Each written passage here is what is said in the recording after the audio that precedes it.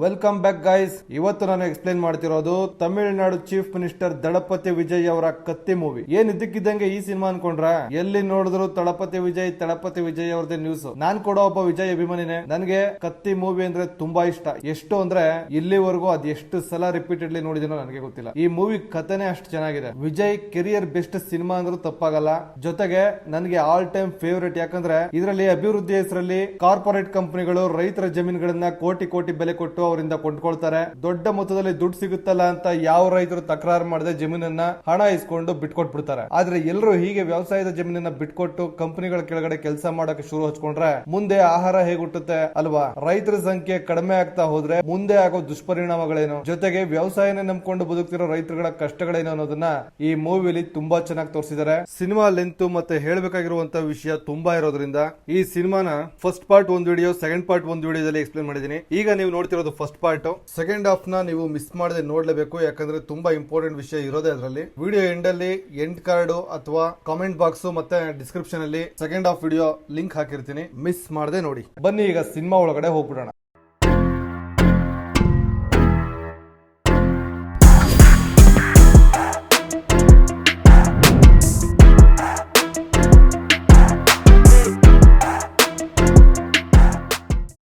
ಇದು ಕೋಲ್ಕತ್ತಾದ central jail. ರಾತ್ರಿ time ಇದ್ದಕ್ಕಿದ್ದಂಗೆ ಪೊಲೀಸ್ ಅವರೆಲ್ಲ ಅಲರ್ಟ್ ಆಗಿ ಒಬ್ಬ ಖೈದಿನ ಚೇಸ್ ಮಾಡ್ತಿದ್ದಾರೆ. ಇವನ್ ಕಡೆ ಬುಲೆಟ್ ಕೂಡ ಹಾರಿಸ್ತಿದ್ದಾರೆ. ಆದ್ರೆ ಆಕ್ಚುಲಿ ಇವ್ರು ಚೇಸ್ ಮಾಡ್ತಿರೋದು ಇವನನ್ನೆಲ್ಲ, ಬೇರೆಯವನನ್ನ. 30 ನಿಮಿಷ ಹಿಂದಕ್ಕೆ ಹೋದ್ರೆ ಒಬ್ಬ ಖೈದಿ ಪೊಲೀಸ್ ತಲೆಗೆ ಜೋರಾಗಿ ಹೊಡೆದು ಬಿಡಿಸಿ ಅವನಿಂದ ರಿವಾಲ್ವರ್ ಕಿತ್ಕೊಂಡು ಅಡ್ಡ ಬಂದ ಒಬ್ಬ ಪೊಲೀಸ್ಗೂ ಶೂಟ್ ಮಾಡಿ ತಪ್ಪಿಸ್ಕೊಂಡು ಓಡ್ ಹೋಗ್ಬಿಡ್ತಾನೆ. ವಿಷಯ ಗೊತ್ತಾದ ಮೇಲೆ ಪೊಲೀಸ್ನವರು ಇವನನ್ನ ಹಿಡಿಯೋದಕ್ಕೆ 4 ವರ್ಷ ತಗೊಂಡಿದೀವಿ, ಹಿಡಿದು ಇನ್ನು 2 ದಿವಸನೂ ಆಗಿಲ್ಲ, ಆಗಲೇ ತಪ್ಪಿಸ್ಕೊಂಡ್ ಬಿಟ್ನಲ್ಲ. ಜೊತೆಗೆ ಒಬ್ಬ ಕಾನ್ಸ್ಟೇಬಲ್ ಪ್ರಾಣ ಕೂಡ ಹೋಗಿದೆ. ವಿಷಯ ಆಚೆ ಬಂದ್ರೆ ಡಿಪಾರ್ಟ್ಮೆಂಟ್ ಮರ್ಯಾದೆ ಹರಾಜಾಗುತ್ತೆ ಅಂತ ತುಂಬಾ ಟೆನ್ಷನ್ ಆಗ್ತಾರೆ. ಆಗ ಒಬ್ಬ ಕಾನ್ಸ್ಟೇಬಲ್, ಸರ್ ನೀವು ತಪ್ಪು ತಿಳ್ಕೊಂಡಿಲ್ಲ ಅಂದ್ರೆ ನನ್ನ ಹತ್ರ ಒಂದು ಐಡಿಯಾ ಇದೆ. ಇದೇ ಜೈಲಲ್ಲಿ 18 ಸಲ ತಪ್ಪಿಸ್ಕೊಂಡಿರೋ ಕದಿರೇಸನ್ ಅನ್ನೋ ಒಬ್ಬ ಖೈದಿ ಇದ್ದಾನೆ. ಪೊಲೀಸ್ ಅವ್ರಿಗಿಂತ ಅವನಿಗೆ ಈ ಜೈಲಿನ ಬ್ಲೂ ಪ್ರಿಂಟ್ ಬಗ್ಗೆ ಮೂಲೆನೂ ಗೊತ್ತು. ನಾವು ಅವನ ಹತ್ರ ಸಹಾಯ ಕೇಳಿದ್ರೆ ಇವನು ಎಲ್ಲಿಂದ ಹೇಗೆ ತಪ್ಪಿಸ್ಕೊಂಡಿರಬಹುದು ಅಂತ ಕದಿರೇಸನ್ ಕರೆಕ್ಟ್ ಆಗಿ ಗೆಸ್ ಮಾಡ್ತಾನೆ ಅಂತ ಸಜೆಸ್ಟ್ ಮಾಡ್ತಾನೆ. ಆಗ ಪೊಲೀಸ್ನವರೆಲ್ಲ ಹೋಗಿ ಕದಿರೇಸನ್ ಮುಂದೆ ನಿಂತ್ಕೊಂಡು ಸಹಾಯ ಕೇಳ್ತಾರೆ. ಆಗ ಕದಿರೇಸನ್, ಸರಿ ಅವನು ಈ ಜೈಲ್ ಔಟ್ಸ್ಕರ್ಟ್ಸ್ ಇಂದ ಎಸ್ಕೇಪ್ ಆಗೋದ್ರ ಒಳಗಡೆ ನಾನು ಹಿಡ್ಕೊಡ್ತೀನಿ, ಇದರಿಂದ ನನಗೇನ್ ಲಾಭ ಅಂತ ಕೇಳ್ತಾನೆ.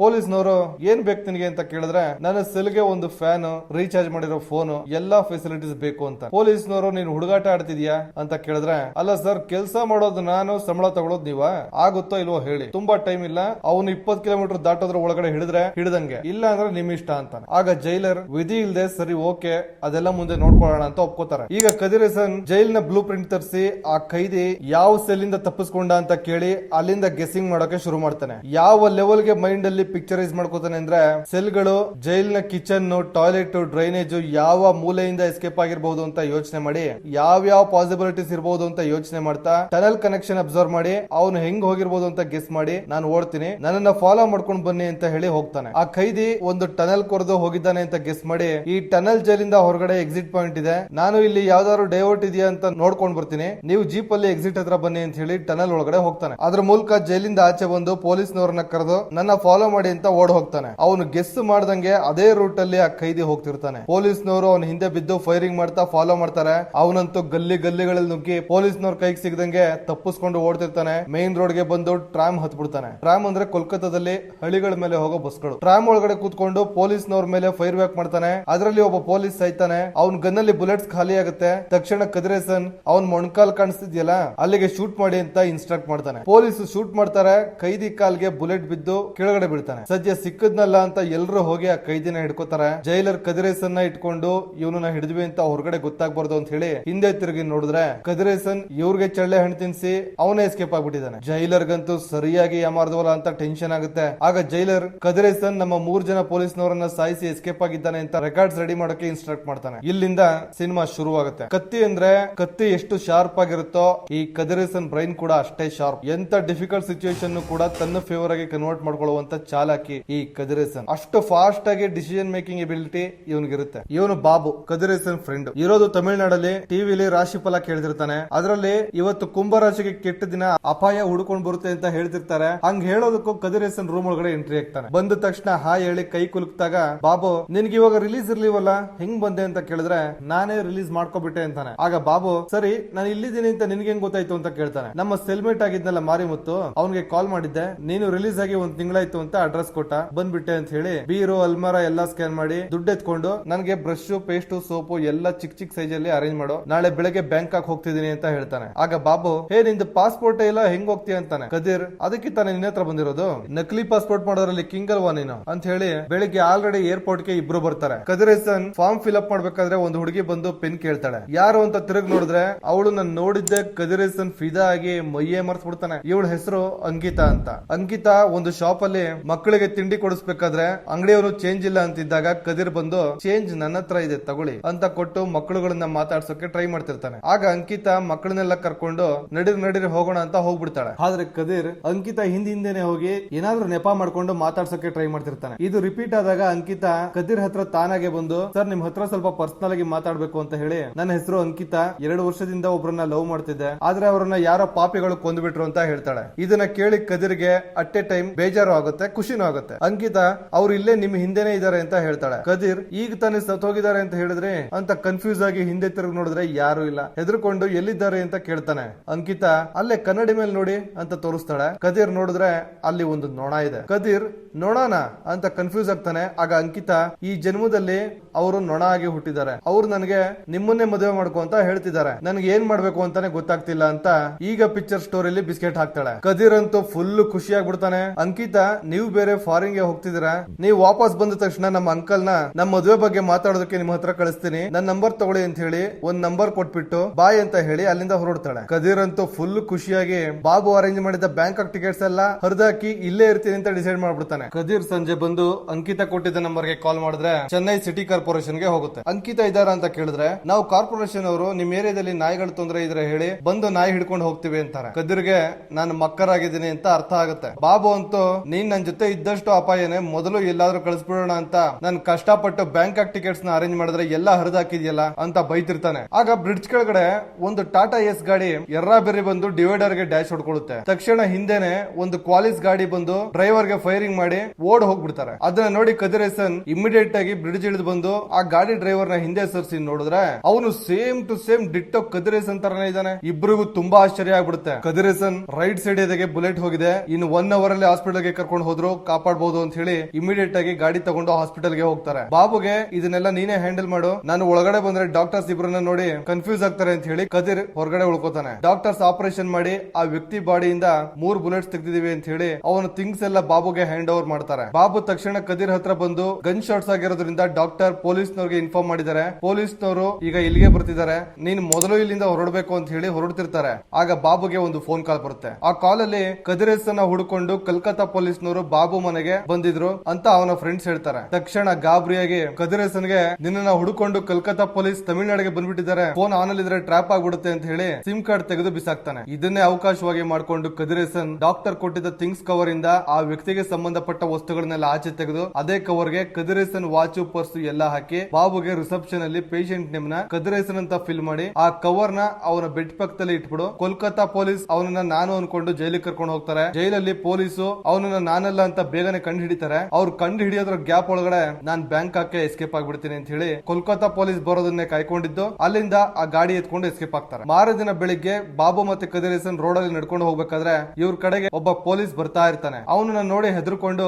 ಇವ್ರು ಏನೋ ಡಿಸ್ಕಸ್ ಮಾಡ್ತಿರೋ ತರ ಪ್ರಿಟೆಂಡ್ ಮಾಡ್ತಿರ್ತಾರೆ. ಆ ಪೊಲೀಸ್ ಸೀದಾ ಬಂದು ನೀವಿಬ್ರು ನಡೀರಿ, ಕಲೆಕ್ಟರ್ ಕರೀತಿದ್ದಾರೆ ಅಂತ ಕರ್ಕೊಂಡು ಹೋಗ್ತಾರೆ. ಇವ್ರಿಬ್ರಿಗೂ ಕಲೆಕ್ಟರ್ ಯಾಕೆ ನಮ್ಮನ್ ಕರೀತಿದ್ದಾರೆ ಅಂತ ಕನ್ಫ್ಯೂಸ್ ಆಗುತ್ತೆ. ಆ ಡಿಸಿ ಇಬ್ರಿಗೂ ಗಾಡಿ ಒಳಗಡೆ ಹತ್ತೋ ಕೇಳ್ತಾರೆ. ಇವರಿಬ್ರಿಗೂ ನನ್ನನ್ನ ಆ ವ್ಯಕ್ತಿ ಅಂತ ಅನ್ಕೊಂಡಿದ್ದಾರೆ ಅನ್ನೋದು ಅರ್ಥ ಆಗುತ್ತೆ. ಈಗ ಡಿಸಿ, ನಾನು ಹೋಮ್ ಸೆಕ್ರೆಟರಿ ಹತ್ರ ಮಾತಾಡಿ ಈ 25 ಲಕ್ಷದ ಡಿಡಿನ ರೆಡಿ ಮಾಡಿದೀನಿ, ನಾಳೆ ಬಂದು ಕೊಡೋಣ ಅನ್ಕೊಂಡಿದ್ದೆ, ಹೇಗಿದ್ರು ಇಲ್ಲೇ ಸಿಕ್ಕಿದ್ರಲ್ಲ ಅದಕ್ಕೆ ಇಲ್ಲೇ ಕೊಡೋಣ ಅನ್ಕೊಂಡೆ ಅಂತ ಹೇಳಿ ಡಿಡಿ ಕೊಟ್ರೆ ಇಬ್ರಿಗೂ ಭಯಂಕರ ಖುಷಿ ಆಗುತ್ತೆ. ಯಾಕಂದ್ರೆ ಚೆಕ್ ಕೊಟ್ರೆ ಅಕೌಂಟ್ ಗೆ ಹಾಕೋಬೇಕು, ರಿಸ್ಕ್ ಇರುತ್ತೆ. ಆದ್ರೆ ಡಿಡಿಲಿ ಡೈರೆಕ್ಟ್ ಕ್ಯಾಶ್ ನೇ ಡ್ರಾ ಮಾಡಬಹುದು. ಲಡ್ಡು ಬಂದು ಬಾಯಿಗೆ ಬಿತ್ತು ಅಂತ ಇಬ್ರು ಎಕ್ಸೈಟ್ ಆಗ್ಬಿಡ್ತಾರೆ. ಡಿಸಿ ಸೀದಾ ಒಂದು ಓಲ್ಡ್ ಏಜ್ ಹೋಮ್ ಗೆ ಕರ್ಕೊಂಡು ಹೋಗ್ತಾರೆ. ಗೇಟ್ ಒಳಗಡೆ ಹೋಗ್ತಿದ್ದಂಗೆ ಅಲ್ಲಿ ವಯಸ್ಸಾದವರೆಲ್ಲ ಆ ಗಾಡಿ ಹತ್ರ ಬಂದು ಎಷ್ಟು ಸಲ ಹೇಳ್ಬೇಕು ನಿಮ್ಗೆ, ಮತ್ತೆ ಬಂದಿದಿರಲ್ಲ ಅಂತ ಗಲಾಟೆ ಮಾಡ್ತಿರ್ತಾರೆ. ಆದ್ರೆ ಗಾಡಿ ಒಳಗಡೆ ಕದೀರ್ ಹಸನ್ ನೋಡಿ, ಹೇ ನಮ್ಮ ಜೀವನಂದಂ ಇಲ್ಲೇ ಇದಾರೆ ಅಂತ ಪ್ರೀತಿಯಿಂದ ಕರೆದು ಮಾತಾಡ್ಸಿ, ಎಲ್ಲಿ ಹೋಗಿದ್ದೆ ಜೀವ, ನೀನ್ ಕಾಣೆಯಾಗಿದ್ದಾಗಿಂದ ತುಂಬಾ ಗಾಬರಿ ಆಗ್ಬಿಟ್ಟಿದ್ವಿ, ಒಂದ್ ಮಾತು ಹೇಳ್ಬಿಟ್ಟು ಹೋಗ್ಬೇಕಲ್ವಾ ಜೀವ, ನಿನ್ನ ಪ್ರಾಣಕ್ಕೆ ಏನಾದ್ರು ಅಪಾಯ ಆಗಿರ್ಬೋದು ಅಂತ ಎಲ್ರು ಎಷ್ಟು ಹೆದರಿದ್ವಿ ಗೊತ್ತಾ, ನಮ್ಮ ಜೀವನಂದಮ್ನ ಸೇಫ್ ಆಗಿ ಕರ್ಕೊಂಡು ಬಂದಿದ್ದಕ್ಕೆ ತುಂಬಾ ಥ್ಯಾಂಕ್ಸ್ ಅಂತ ಡಿಸಿಗೆ ಹೇಳಿದಾಗ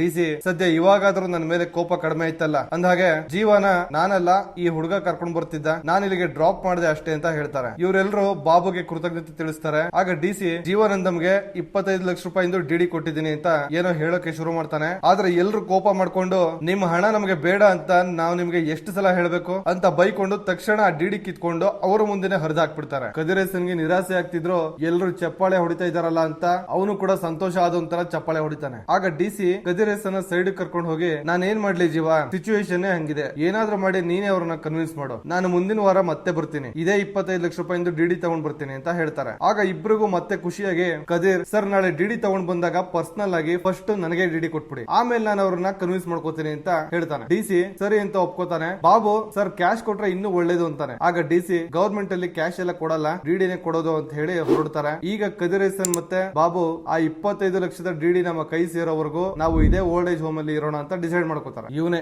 ಈ ಕಥೆಯಲ್ಲಿ ವಿಲನ್. ಜೀವನಂದಮ್ನ ಸಾಯಿಸೋಕೆ ಸುಪಾರಿ ಕೊಟ್ಟಿದ್ದವನೇ ಇವನು. ಹೆಸರು ಶಿರಾಗ್ ಅಂತ. ಶಿರಾಗ್ ಒಂದು ಕೂಲ್ ಡ್ರಿಂಕ್ಸ್ ಕಾರ್ಪೊರೇಟ್ ಕಂಪನಿಯ ಓನರ್. ಶಿರಾಗ್ ಅಸಿಸ್ಟೆಂಟ್ ಸರ್ ಒಂದು ಸಣ್ಣ ತಪ್ಪಾಗೋಗಿದೆ, ಜೀವನಂದಮ್ ಇನ್ನೂ ಬದುಕಿದ್ದಾನೆ ಅಂತ ಹೇಳ್ತಾನೆ. ಇದನ್ನ ಕೇಳಿದ ತಕ್ಷಣ ಶಿರಾಗ್ ಅವನ್ ಕಪಾಳಕ್ಕೆ ಹೊಡೆದು 5 ಜನ ಶೂಟ್ ಮಾಡಿದ್ದಾರೆ ಅಂತ ಹೇಳ್ದಲ್ಲ, ಸರಿಯಾಗಿ ಶೂಟ್ ಮಾಡಿಲ್ವಾ ಅಂತ ಕೇಳ್ತಾನೆ. ಅದಕ್ಕೆ ಇವನು ಏನಾಯ್ತು ಅಂತ ಗೊತ್ತಿಲ್ಲ ಸರ್, ಬದುಕುಳಿದ್ ಬಿಟ್ಟಿದ್ದಾನೆ ಅಂತ ಹೇಳ್ತಾನೆ. ಶಿರಾಗ್ ನಿಮ್ಮನ್ನೆಲ್ಲ ನಂಬ್ಕೊಂಡ್ರೆ ಆಗಲ್ಲ, ಈ ವಿಷಯನ ನಾನೇ ಡೀಲ್ ಮಾಡ್ತೀನಿ ಅಂತ ಹೇಳ್ತಾನೆ. ಈ ಕಡೆ ಓಲ್ಡ್ ಏಜ್ ಹೋಮ್ ಅಲ್ಲಿ 6 ಜನ ವೃದ್ಧರ ಫೋಟೋ ಇಟ್ಟು ಶೋಕಾಚರಣೆ ಮಾಡ್ತಿರ್ತಾರೆ. ಬಾಬು ಯಾಕೆ ಇವರ ಫೋಟೋಸ್ಗೆ ಪೂಜೆ ಮಾಡ್ತಿರೋದು, ಯಾರು ಇವರು ಅಂತ ಕೇಳಿದಾಗ ಇವತ್ತು ಇವ್ರುಗಳು ನಮ್ಮನ್ನ ಅಗಲಿದ ದಿನ ಅಂತ ಹೇಳ್ತಾರೆ. ಬಾಬುಗೆ ಆಶ್ಚರ್ಯಾಗಿ 6 ಜನ ಒಂದೇ ದಿನ ಸತ್ರ ಅದ್ ಹೇಗೆ ಅಂತ ಕೇಳ್ತಾನೆ. ಅಷ್ಟರಲ್ಲಿ ಇನ್ನೊಬ್ಬ ತಾತ ಜೀವನಂದಂ ಹತ್ರ ಬಂದು, ಜೀವ ಕರ್ಪೂರ ಹಚ್ಚಿ ಪೂಜೆ ಮುಗಿಸ್ಬಿಡು, ಊರಲ್ಲಿ ಇನ್ನು ಹೆಂಗಸರು ಮಕ್ಕಳು ಬೆಳಿಗ್ಗೆಯಿಂದ ಏನು ತಿಂದೆ ಉಪವಾಸ ಇದ್ದಾರೆ, ಇಲ್ಲಿ ಪೂಜೆ ಮುಗಿಸಿದ ತಕ್ಷಣ ಅವ್ರಿಗೆ ಹೇಳ್ಬೇಕು ಅಂತ ಹೇಳ್ತಾರೆ. ಜೀವನಂದಂ ಕರ್ಪೂರ ಹಚ್ಚಿ ಪೂಜೆ ಮುಗಿಸೋಕ್ ಹೋದಾಗ ಬಾಬು 6 ಜನ ಒಂದೇ ದಿನ ಹೇಗೆ ಸತ್ರು ಅಂತ ಮತ್ತೆ ಕೇಳ್ತಾನೆ. ಆಗ ಆ ತಾತ ಅವರೆಲ್ಲ ಒಂದೇ ದಿನ ಜೀವನಂದಂಗೋಸ್ಕರ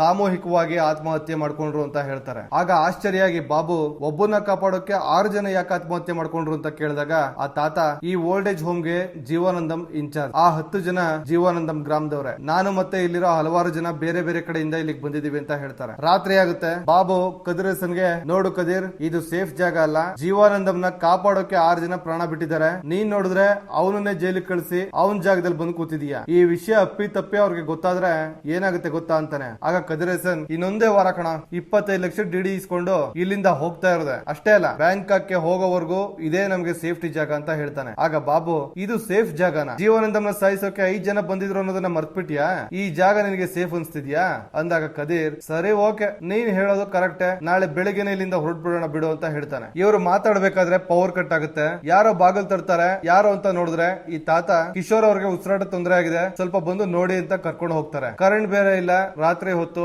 ಕದೀರ್ ಯಾರಾದ್ರೂ ಗಾಡಿ ರೆಡಿ ಮಾಡಿ ಹಾಸ್ಪಿಟಲ್ ಗೆ ಕರ್ಕೊಂಡು ಹೋಗೋಣ ಅಂದ್ರೆ ಡಾಕ್ಟರ್ ಇಲ್ಲಿಗೆ ಬರ್ತಿದ್ದಾರೆ ಅಂತಾರೆ. ಸರಿ ಅವ್ರ ಮನೆಯವ್ರಿಗೆ ಇನ್ಫಾರ್ಮ್ ಮಾಡಿ ಅಂತಾನೆ. ಕಾಲ್ ಮಾಡಿದ್ವಿ, ಯಾರು ಪಿಕ್ ಮಾಡ್ತಿಲ್ಲ ಅಂತಾನೆ. ಹೇಗಾದ್ರೂ ಮಾಡಿ ಫಸ್ಟ್ ಮನೆಯವ್ರಿಗೆ ಇನ್ಫಾರ್ಮ್ ಮಾಡಿ ಅಂದಾಗ ಒಬ್ರು ನಮ್ಮ ಓಲ್ಡ್ ಏಜ್ ರೂಲ್ಸ್ ಪ್ರಕಾರ ಯಾರಿಗಾದ್ರೂ ಹೆಲ್ತ್ ಸೀರಿಯಸ್ ಆದಾಗ ಮೊದಲು ಪೊಲೀಸ್ನವ್ರಿಗೆ ಇನ್ಫಾರ್ಮ್ ಮಾಡ್ಬೇಕು ಅಂತಾರೆ. ಆಗ ಕದೀರ್ ಪ್ಯಾನಿಕ್ ಆಗಿ ಇಲ್ಲ ಪೊಲೀಸ್ ಎಲ್ಲ ಬೇಡ, ವೈಟ್ ಮಾಡಿ ಎಲ್ಲ ಸರಿ ಹೋಗುತ್ತೆ ಅಂತ ಹೇಳಿ ಆ ಪೇಷಂಟ್ ಗೆ ಹೆದರುಬೇಡಿ, ಏನು ಆಗಲ್ಲ ಎಲ್ಲ ಸರಿ ಹೋಗುತ್ತೆ ಅಂತ ಹೇಳ್ತಿರ್ತಾನೆ. ಆದ್ರೆ ಆ ತಾತ ನಾನು ನಮ್ಮ ಮನೆಯವ್ರನ್ನ ನೋಡ್ಬೇಕು ಅಂತಾರೆ. ಕದೀರ್ ಅಯ್ಯೋ ಅದನ್ನೇ ಹೇಳ್ತಿಲ್ವಾ, ನಿಮ್ ಮನೆಯವ್ರು ಯಾರೋ ಫೋನ್ ಪಿಕ್ ಮಾಡ್ತಿಲ್ಲ ಅಂತ, ಮೊದಲು ಉಸಿರಾಟದ ಕಡೆ ಗಮನ ಕೊಡಿ ಅಂತ ಟೆನ್ಷನ್ ಅಲ್ಲಿ ರೇಗಾಡ್ತಾ ಇರ್ತಾನೆ. ಅಷ್ಟರಲ್ಲಿ ಮನೆಯಿಂದ ಯಾರೋ ಬಂದ್ರು ಅಂತಾರೆ. ಟೆನ್ಷನ್ ಅಲ್ಲಿ ಕದೀರ್ ಜೆಂಟ್ಸ್ ಇರ್ಬೋದು ಅನ್ಕೊಂಡು ಕತ್ಲೆಯಲ್ಲಿ ಎಷ್ಟು ಸಲ ಫೋನ್ ಮಾಡ್ಬೇಕು, ಫೋನ್ ತೆಗಕ್ಕಾಗಲ್ವಾ ಅಂತ ಕೈ ಬೀಸ್ಬಿಡ್ತಾನೆ. ತಕ್ಷಣ ಕರೆಂಟ್ ಬರುತ್ತೆ. ನೋಡಿದ್ರೆ ಹುಡುಗಿ ಏರ್ಪೋರ್ಟ್ ಅಲ್ಲಿ ಸಿಕ್ಕಿದ್ಲಲ್ಲ ಅದೇ ಹುಡುಗಿ ಅಂಕಿತಾ. ಕದಿರೇಸನ್ಗೆ ಮತ್ತೆ ಅವಳ ಮೇಲೆ ಲವ್ ಆಗುತ್ತೆ. ಅವಳಿಗೆ ಸಾರಿ ಹೇಳಿ ಅವಳನ್ನ ಸ್ಪರ್ಶ ಮಾಡದ ಕೈನ ಹಂಗೆ ಹಿಡ್ಕೊಂಡು ಅವಳಿಗೆ ಲೈನ್ ಹೊಡಿತಿರ್ತಾನೆ. ಅವಳನ್ನ ಎಷ್ಟು ಇಷ್ಟ ಪಡ್ತಿದ್ದಾನೆ ಅಂದ್ರೆ ಬಾಬುಗೆ ಸ್ವಲ್ಪ ಬೆನ್ ಕಡಿತಿದೆ, ಕೆರೆದು ಬಿಡೋ ಅಂತ ಕೇಳ್ತಾನೆ. ಬಾಬು ಯಾಕೆ ನಿನ್ ಕೈ ಇಲ್ವಾ ಅಂದ್ರೆ